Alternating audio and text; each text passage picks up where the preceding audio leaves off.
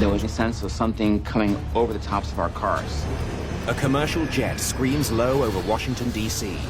And the fireballs just billowed out of the Pentagon. We have watched the tragedy of an outrageous act of barbaric terrorism. I want passenger manifest, surveillance video, the works. The attack on the Pentagon mobilizes hundreds of FBI agents and NTSB investigators. Left. You had the largest investigation in American history going on. They uncover a mountain of evidence. What are you guys doing? Shocking details about the terrorist hijacking of American Airlines Flight 77. Stay where you are now or die. Their strategy was audacious but not complicated, and it worked.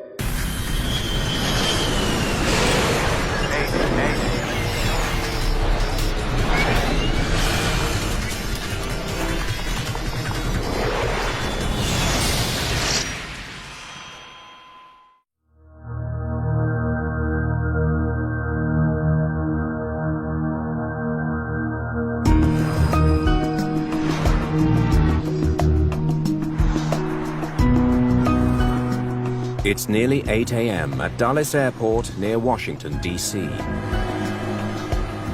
American Airlines Flight 77 will soon be heading to Los Angeles. 39-year-old David Charlebois is the first officer. Any plans for the big day? Gonna take in the ball game at Angel Stadium. Oh yeah? That'll be great. The captain, Charles Burlingame, turns 52 tomorrow. Captain Burlingame was a former Navy pilot. He was a graduate of the Fighter Weapons School, otherwise and more commonly known as Top Gun. A very experienced airline pilot, a lot of years in service, very professional. Can I help you, Chef? The Boeing 757 is less than half full this morning. There are only 58 passengers on board.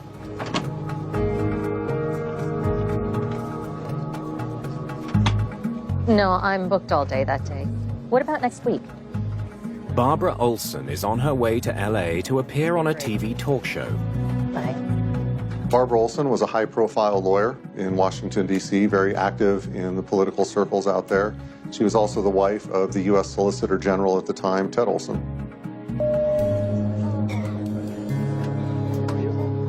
Departure frequency will be 125.05. Runway 30 cleared for takeoff. Cleared for takeoff, 30, American 77. On the roll.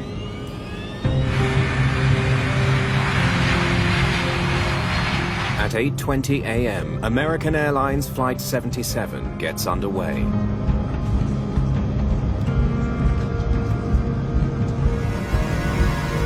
V1. Rotate.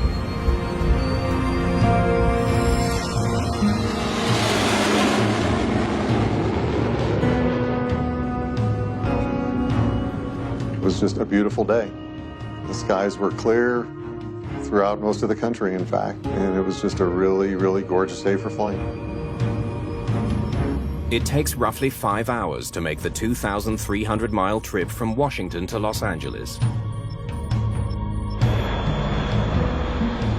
At 8:46, Flight 77 reaches cruising altitude, 35,000 feet. Looks like we're gonna have clear skies all the way. That's what we like to hear. American 77, turn right 10 degrees, vectors for traffic. On the ground, air traffic controllers guide the 757. 10 right, American 77. I've always equated it to like a three-dimensional chess game, if you will. Steve Baird was an air traffic controller for more than 20 years. We work a lot of airplanes, 12 to 17 airplanes at a time, and they're moving along pretty fast, and so things are happening pretty quickly. American Airlines 77, clear direct Falmouth.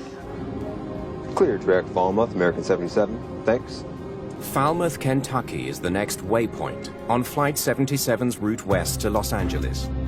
All right, time for a bit more coffee. There's not a lot of passengers on board for the crew. They don't have as many people to take care of. There's not as much food service to worry about. I'll have some water, please. So it's typically a more relaxed flight when the plane's not full.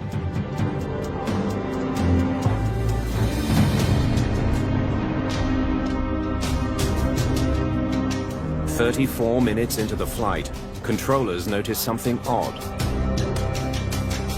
What are you guys doing? Flight 77 is veering off course. American 77, Center. At the point where the controller noticed the aircraft take a turn that he did not instruct him to do, that's when he would become concerned. American 77, radio check.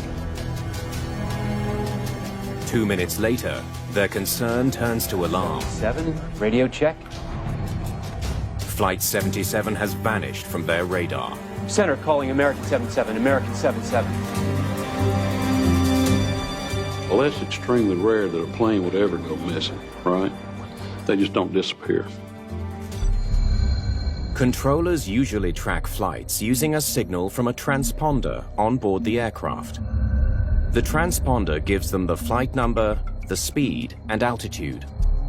The controller switches his screen to search for a more basic signal, primary radar. Supervisor. But there's still no sign of the plane. American 77, radio check. How do you read? Their concern grows with each second of silence. If I can't see him on the secondary or the primary radar and I can't speak with him, I would assume that he has gone down somewhere and crashed. Center.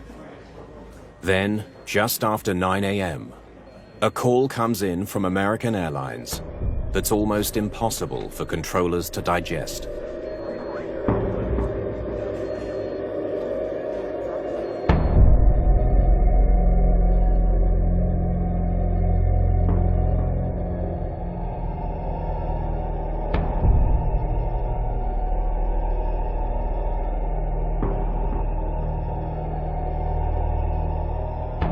It is Tuesday, September the 11th, 2001. Thousands of people are feared dead. Lower Manhattan is in chaos. Almost everybody that saw what happened, saw it on TV, saw it live, said this is not an accident. There's no way two planes, two commercial aircraft, accidentally hit both towers of the World Trade Center. No one knew what was going on except for the country was under attack. And so I think it was very difficult. Where are these airplanes? Are there any other airplanes out there that have gone missing? The fate of the missing 757 is now much more worrying. What if it hasn't crashed somewhere in the Midwest? We need to find that plane. With two aircraft already in the World Trade Center towers, another aircraft missing, air traffic controllers were most likely just going nuts trying to figure out what's happening. Supervisor. I've got a target tracking eastbound at a high rate of speed. At 9:32, more than half an hour after losing contact with the plane, controllers spot a mysterious radar return.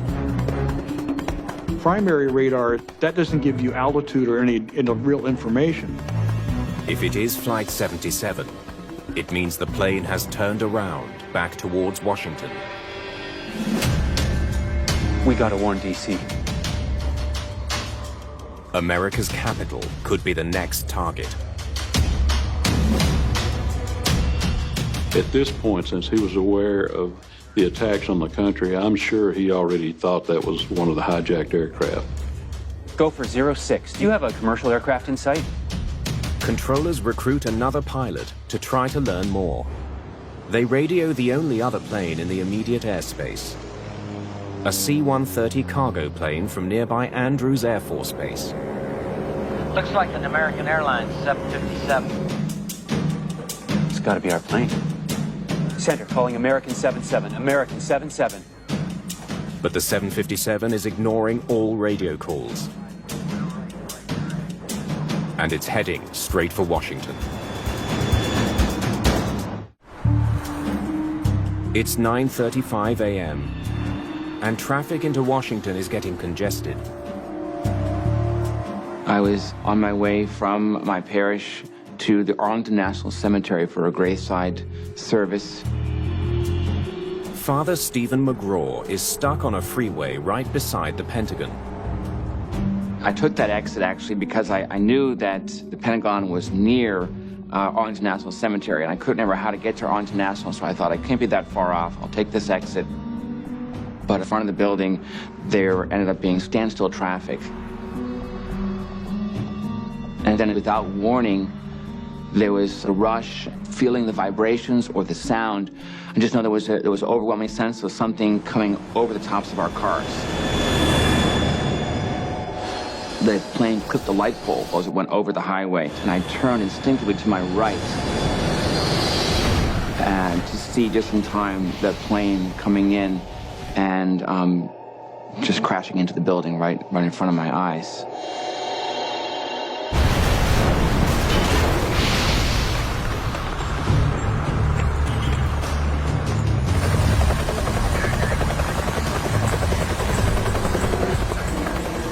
There were these two huge billows of fire that came out of the two top windows of the Pentagon, and the fireballs just kind of billowed out.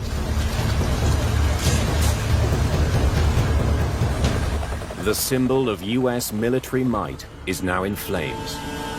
Smoke pours from a gaping 90-foot wide hole in the Pentagon's west wall. One entire section of the building has collapsed. I had not heard anything about the World Trade Center crashes. Didn't have my radio on, hadn't heard anything. And so I just assumed that this was an accident.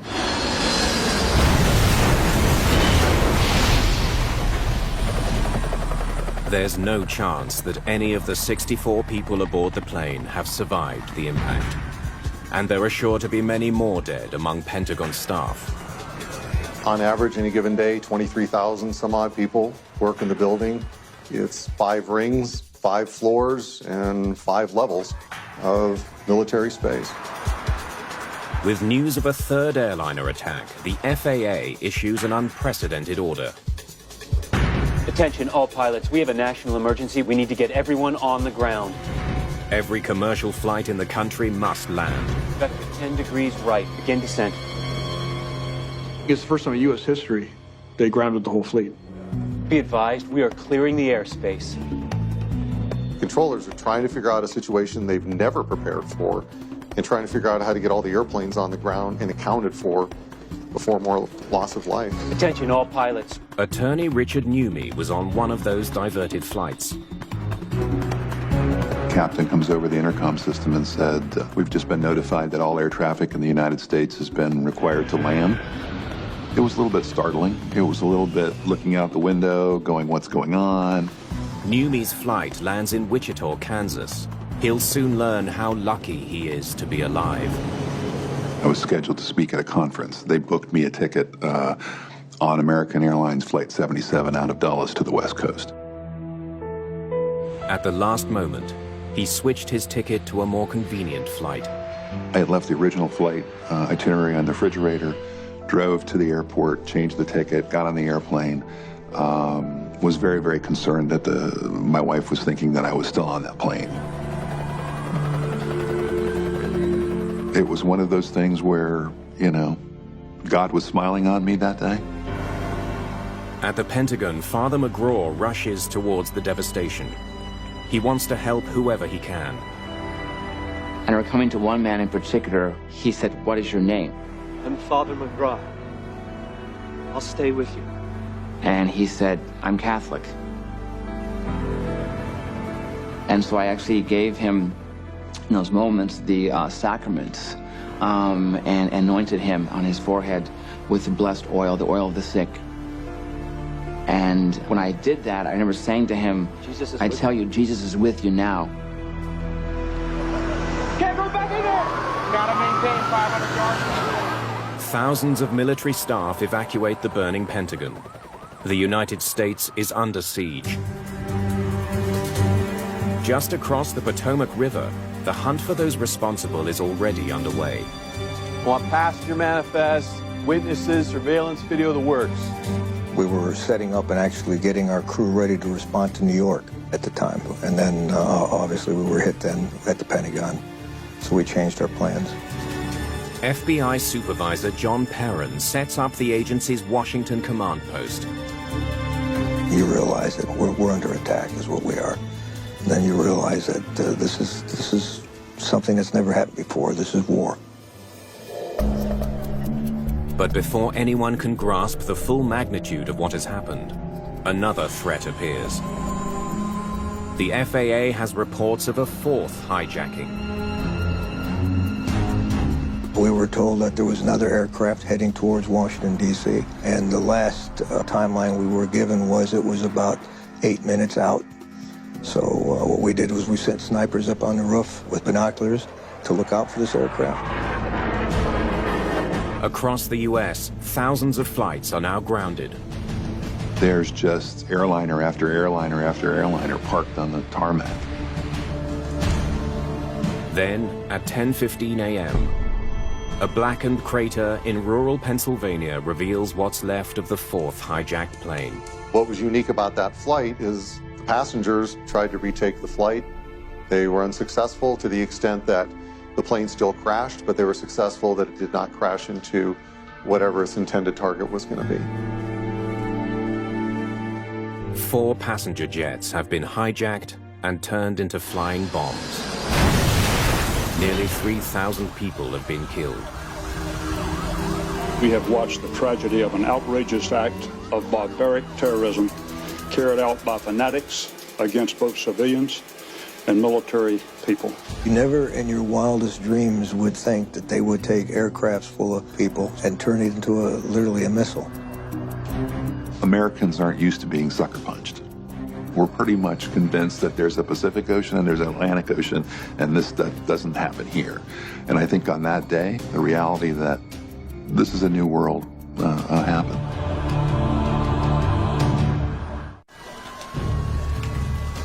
The Pentagon is now a federal crime scene. The FBI is in charge of the investigation. I'd seen my share of deceased, but to see that much in that certain amount of time in that area, I don't care how adjusted you are to it, you feel it. The FBI faces intense pressure to figure out who committed this terrible crime and how. Because the crime scene is also an aviation crash site, experts from the National Transportation Safety Board joined the investigation. The FBI is experts on crimes and criminal investigations, and that covers many areas. They aren't necessarily airplane experts, and that's where the NTSB can come in. Tom Houter was one of the first NTSB investigators at the scene. This airplane was hitting a very heavy structure, so most of the aircraft was reduced down to small pieces. Investigators need to find the black boxes and any other evidence that could identify the hijackers. It won't be easy. The massive impact has left a confusing mixture of debris. We provided 5, 6 people at different times who assisted on going through the wreckage, going through the building, trying to identify aircraft parts for them. Anything that we took out of the site, we had them look at it and they would identify it to us as either being an aircraft or a file cabinet. It was very apparent that we needed that type of expertise on the scene. Hundreds of searchers and investigators work around the clock. Deep inside the badly damaged structure, the risk of building collapse is a constant danger. The engineers, they had a technique to see if the building was starting to shift, and if they noticed shifting or heard creaking, everybody would rush out of it. Everybody out!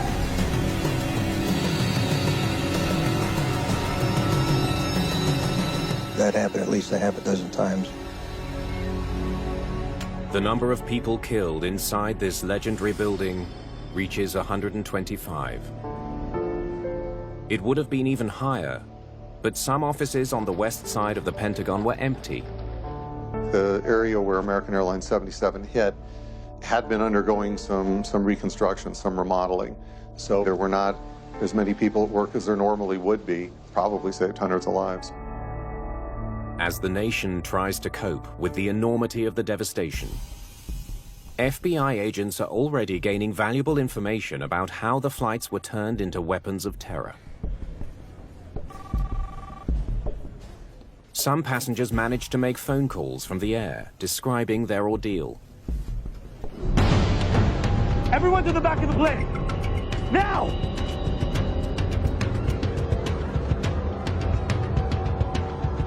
One of those calls was from Barbara Olson. Barbara Olson called her husband, Ted Olson, the U.S. Solicitor General at the time, tells him that the plane has been hijacked, that the hijackers have box cutters and knives, and they've moved people to the back of the plane. She reveals that the hijackers then forced the pilots to leave the cockpit. You need to do something. Barbara Olson was incredibly brave.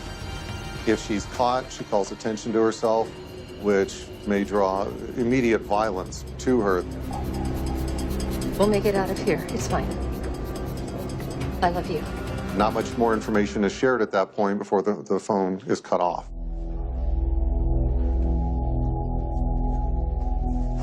Pilots probably thought that by cooperating, everyone would get home safe. Prior to the 9/11 terrorist attacks, all flight crews were told to cooperate with the hijackers, do what they want, and buy for time. Please, stay calm. Everybody move to the back. Traditionally, it had been the aircraft was hijacked, the plane landed, the FBI would come on scene, there'd be hours of negotiation, and eventually the hijacking somehow ends. It really just wasn't in the imagination that they were going to crash these into buildings. It's now clear how the hijackers took control of Flight 77. But who were they? And how were they able to carry out their lethal attack? At Dulles Airport, the search for evidence takes a major step forward. Airport security flags a suspicious car abandoned in one of the parking lots. What investigators find in the car is astounding. That was a treasure trove of investigative leads. The items include a box cutter, diagrams of cockpit instruments, and documents bearing Middle Eastern names.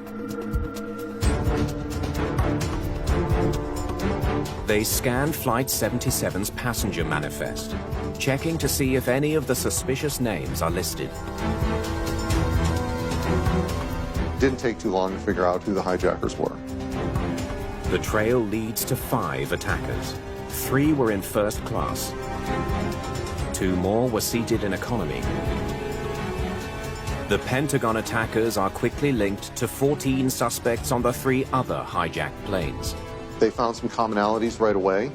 One, that 15 of the hijackers were from Saudi Arabia. And the other notable is that most of them had been in the United States for quite some time. Identifying the hijackers is key, but important questions remain. How did terrorists get weapons past security at a modern airport? And how were they able to fly a sophisticated commercial airliner straight into the Pentagon?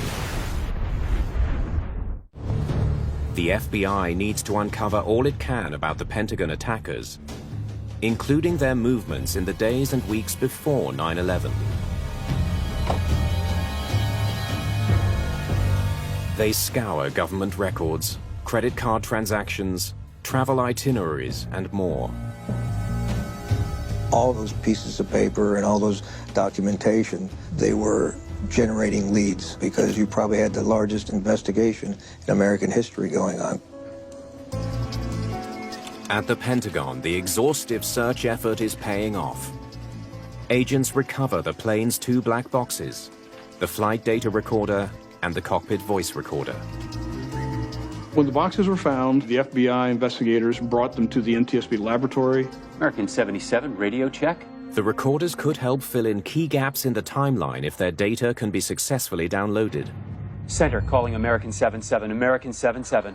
The most critical question, what was happening in the cockpit when controllers lost contact with the doomed plane? While they wait for word on the recorders, investigators scrutinize Pentagon security video. They soon discover that the deadly impact was caught on tape. a direct, high-speed hit on the southwest wall of the Pentagon. It's now clear why the plane virtually disappeared. When you have an airplane hitting pretty much solid brick, it just vaporizes. There's not a lot left.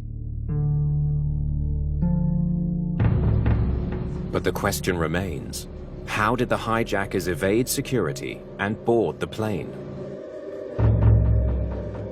Potentially dangerous passengers are supposed to be identified before they even get to the airport. The airlines rely on a computerized screening system known as CAPS. One of the things that CAPS does is the computer-assisted passenger pre-screening system is it flags you if you have certain suspicious indicators. Investigators wonder, did that pre-screening system somehow fail? When they study the records for Flight 77, they make a startling discovery. CAPS did not fail. It actually flagged 3 of the 5 hijackers. A special code was printed on their boarding passes, selecting them for extra security screening. Yet they still got through. How could this happen? There's no question that security was inadequate. Brian Jenkins is an aviation security expert. The CAP selectee process really didn't mean that much anymore. And that was critical on the morning of 9/11. Investigators learned that the extra security screening is minimal. Passengers flagged by CAPS are not searched. The airline merely keeps their checked bags off the plane until after they've boarded. Once they were certain you'd boarded the flight, your bags were loaded onto the plane. Presumption was that the major threat was from a bomb in the hold of the aircraft, and a presumption that the terrorist would not be suicidal. After years without a major incident, it seems the airlines may have become complacent. The focus on customer service, passenger efficiency, moving people through the airport was the top priority, not security. But Washington Dulles, like all major airports, has more than one layer of security. How did armed hijackers get past metal detectors? Did they have some elaborate scheme to conceal their weapons? Investigators hope airport security video from the morning of September the 11th can shed light on the mystery. There was a level of security in play, certainly, looking for bombs on the person, bombs on luggage, guns, the typical type of thing. The first 2 hijackers reached the security checkpoint at around 7:20 a.m. One calmly proceeds through the metal detector without raising an alarm. But the second suspect does set it off. He's carrying something made of metal. Metal detector caught the weapon. Then the security process breaks down. An officer scans the suspect with a handheld detector. The wand turns up nothing. They've done this thousands of times. Okay, the alarm went off. Okay, now I'm supposed to wand the guy. Okay, good enough. Instead of searching the suspect further, security lets him through. Well, they've got a line of passengers back there. Move on. At the time, the bar was set very low for individuals coming through the checkpoint and resolution of alarms. None of the hijackers get a rigorous inspection. Even though one of them is clearly carrying what looks like a tool or a knife. There was something clipped to his back pocket, which in the video shows that the screener never really resolved what that was. And that's a failure. But the FAA policy at the time was knives of no greater than 4 inches in blade length. So even if they had found box cutters and knives on them, those items were allowed on board at the time under FAA policy. Investigators come to a shattering conclusion. The 9/11 attackers didn't have an elaborate plan to foil airport security. because they didn't need one. The scary part of their hijack is that it is so simple. It's like having a security alarm system for your entire house and forgetting to secure the dog door. And oh, that's how they came in. Their strategy was audacious but not complicated, and it worked. The 5 of them got through security and got on board an airplane. But getting on board with weapons was only the first step. Everyone to the back of the plane! Now! The big mystery to solve now is how the hijackers were able to carry out the rest of their murderous mission.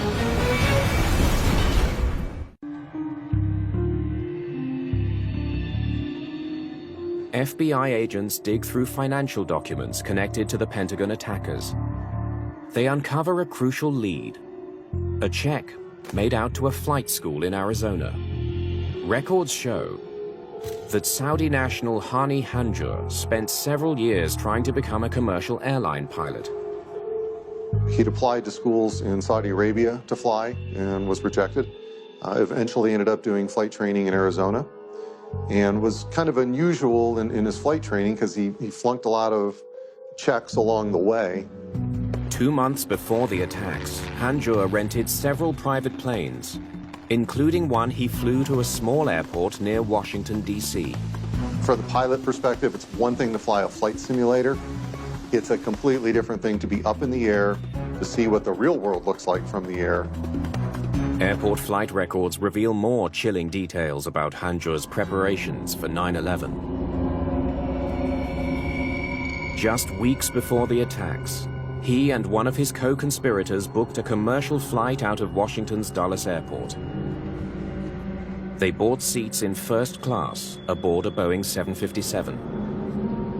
I think they used the surveillance flights to try to understand how they could take over the aircraft and get into the cockpit. To learn things like, wow, about 30 minutes after takeoff, once we're at cruise, they open the door to give the pilots coffee. So all of that is valuable intelligence and insight for the hijackers. Dead right, American 77. But flying a sophisticated airliner is very different from piloting a small private plane. How did the hijackers steer a 757 towards a target 35,000 feet below? Investigators hope the plane's flight data will provide some answers. Unfortunately, the cockpit voice recorder was too damaged and no information could be recovered from it. But we were able to read out the flight data recorder. They studied the flight data to reproduce the exact movements of the plane throughout the flight. Power's increasing, vertical speed is good. Takeoff and climb look completely normal. You know, obviously, you look at the data, you speculate, when did the hijackers take over the airplane? When did the terrorists, start doing what they did? That we don't know with any precision. Clearly, it's sometime before the airplane turned back. Banking left, nice and smooth. Must be the autopilot. The data reveals how the hijackers managed to turn the 757 around. This heading should take us back to D.C. They relied on the plane's automation. You don't need to be a pilot at all when the autopilot's on. He can put a heading into the autopilot, he can put airspeeds into the autopilot. Everything can be done for him very smoothly, and he doesn't have to do a lot of control inputs. Why are we turning? Keep quiet! But as the plane nears the Pentagon, the autopilot disengages, and the flying begins to change. Left, right. This guy is really struggling. Whoa.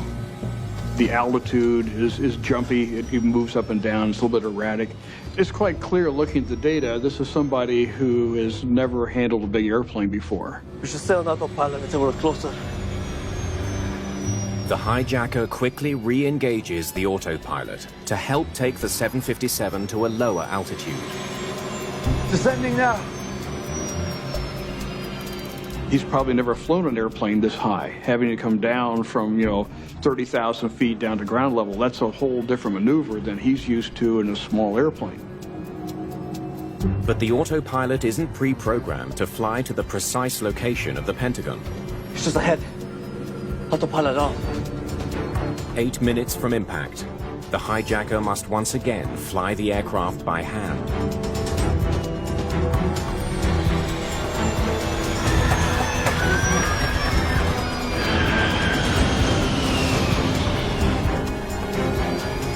Keep it steady. Only 4 miles from the Pentagon, they're still flying higher than 6,000 feet. We're way too high. We're never gonna hit it. To shed altitude, they make a sharp, diving turn to the right.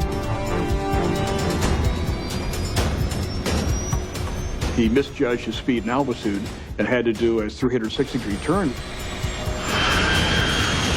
The aircraft can only come out of the sky so fast without breaking up.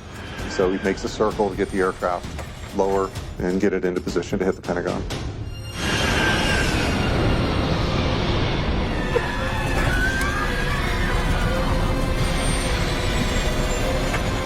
He had a lot of luck going for him. He had a very clear day. So getting back, he probably could see the Pentagon from quite a distance out.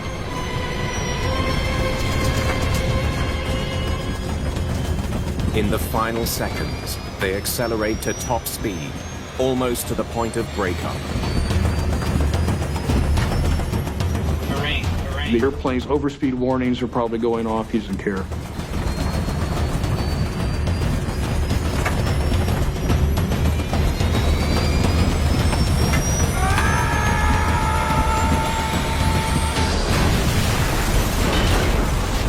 The terrorists probably could not have successfully landed that airplane. Crashing is a lot easier than landing it, and they proved that.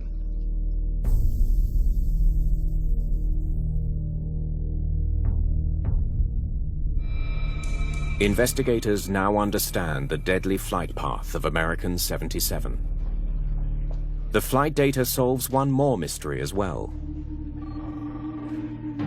Why controllers lost radar contact with the 757 when the crisis began?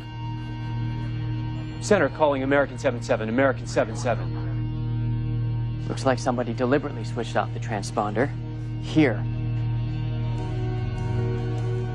The hijackers turned off the signal used to track the plane.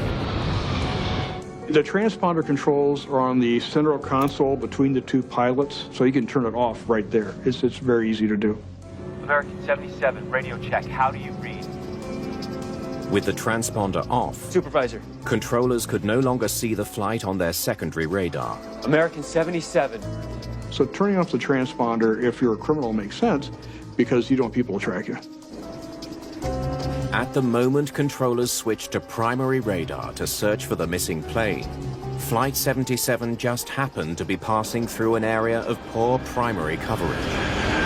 For American Airlines 77 to drop off radar in an area of limited radar coverage, one that's incredibly lucky for the hijackers, but also not totally unexpected, because not every square mile in the United States is covered by radar. Luck may have helped the hijackers hit their target, but the FBI now has no doubt the attack was planned down to the last detail. They chose their seats carefully. They wanted to be closer to the cockpit so they could observe when would be the appropriate moment to make their rush at the cockpit. The crew has no reason to suspect a thing. The attack is underway before passengers have any hint of danger.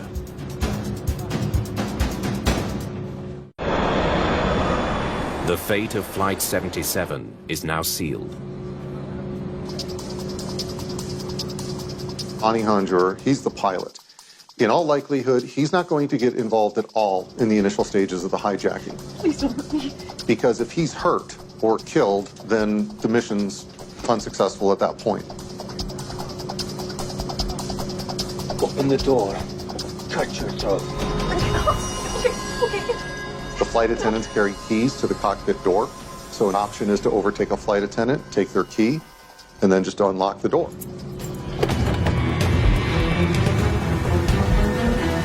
That's the cockpit!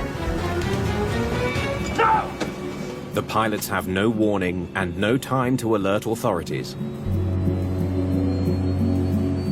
There is a hijacking control code that the pilots can put into the transponder, but apparently that didn't happen. Stay calm. Stay calm. Don't hurt anybody. That's the flight attendant they've been flying with probably for years. One of your best friends is on the other side of that door with a knife to their throat. That's a different scenario than somebody you don't even know. Everyone to the back of the plane! Now! The hijackers begin their descent. American 77, radio check. How do you read? I love you. I'll see you soon. It is unlikely that crew or passengers would have thought that the plane is going to be turned into a missile. Whoa. The erratic flying almost certainly gets the attention of the captain, but there's nothing he can do. You have to let me back in the cockpit. Stay where you are now or die!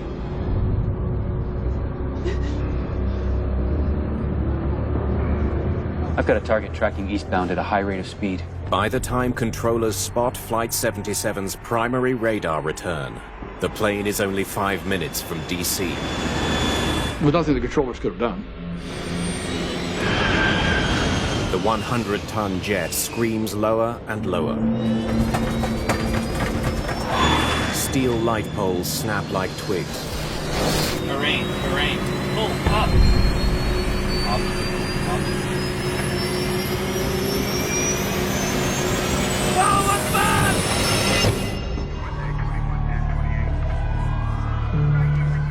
9/11 shook us to our core. Anybody that was of age during that time, it's like the Kennedy assassination. Where were you on 9/11? And everybody has their story. It has marked our generation. It was a win for the bad guys, and we can't let that happen again. The 9/11 attacks bring immediate and profound change to commercial aviation, both in the US and around the world. The situation for airport security, airplane security was a lot different prior to 9/11 than it is today. Just 2 months after the attacks, the US government creates the Transportation Security Administration, or TSA. The federal government took direct responsibility for aviation security, and the screeners are now federal employees. The training certainly has improved. The TSA brings in strict new rules on what travelers can carry on planes. Airports start screening passengers with full-body scanning machines. There are also major changes to onboard security. The cockpit doors. I mean, it's not just the door, the whole bulkhead on the aircraft has been made darn near impregnable. It's bulletproof, you can't get through the locks. But perhaps the most important change to security has come not from new rules or better technology, but from the permanently altered attitudes of airline passengers everywhere. Today, the assumption by passengers, if they feel threatened with hijacking, is not one of compliance. You saw somebody in the back of the plane get up and say, start screaming things running to the front of the plane. You have a choice of sitting in your seat and minding your own business, or you have the option of standing up saying, I guarantee you're going to stand up. The paradigm has changed. Until we invent the silver bullet or the X-ray for a man's soul, there are going to be performance problems. But it is much better than it was.